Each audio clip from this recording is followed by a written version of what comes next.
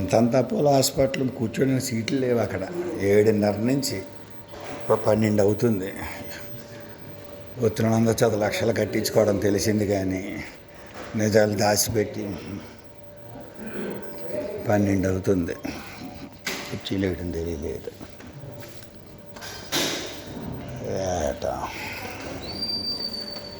ఏం హాస్పిటల్లో అర్థం అవ్వట్లేదు. తప్పు వీళ్ళది కాదు, ప్రజలది. ఇంకంతే, ఎవరిని అనడానికి లేదు.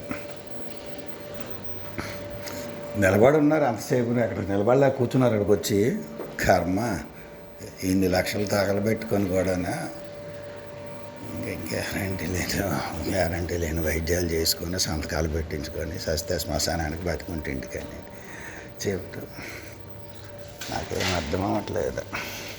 ప్రజల తాలూకు తీరి 15 సంవత్సరాలుగా చూస్తున్నాను నేను.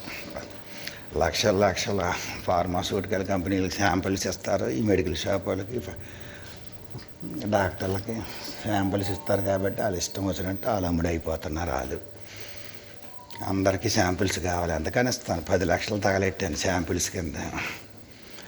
మళ్ళీ వాళ్ళకి స్వార్థం పుట్టింది. మేము ఇచ్చిన మందుల వల్ల జబ్బులు తగ్గిపోతే వాళ్ళకి డిమాండ్ పోతుంది అని చెప్పి రోగాలు పెంచుతున్నారు. పెంచి ఇక్కడ కాదు అక్కడ కాదు ఇక్కడ కాదని తిప్పుతున్నారు. ఇది 6లోలో ఉన్న అపోలో ఇలాంటివి 26 60 ఉన్నాయని చెప్తున్నారు. 6 లోవల ఇది ఒక లోవ పూర్వం. ఇది ఇప్పుడు కాస్ట్లీ ఏరియాగా మారిపోయింది విశాఖపట్నంలో. ఘోరంగా పోతే ఏడిది. ఇది కూర్చోవడం ప్లేసులు లేక ఈ కుర్రాళ్ళు వచ్చి కింద కూకున్నారు. కింద కూర్చున్నారు, కర్మ అంతే.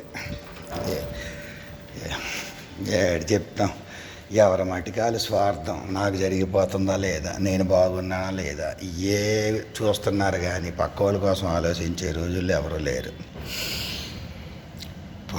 పోయింది. ఒకవేళ మంచిగా ఎవరైనా మాట్లాడితే వాళ్ళకేం లాభం వస్తుందని ఆలోచనతో వెనకడుగేయడం మళ్ళా.